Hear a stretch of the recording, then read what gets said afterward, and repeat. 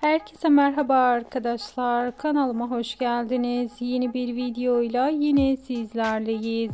Sizler için sevilen oyuncularımız Ozan Akbaba ve Sinem Ünsal'dan yepyeni haber ve bilgiler, yepyeni görüntüler paylaşmaya devam ediyoruz.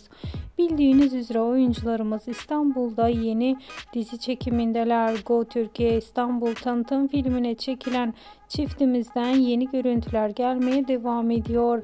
Bugün ise Ozan Akbaba kendi Instagram story kısmından Sinem Ünsal'la olan bir fotoğrafını paylaştı. Fotoğrafın nerede, ne için çekildiğini ise bir sonraki videomuzda sizlerle paylaşacağız.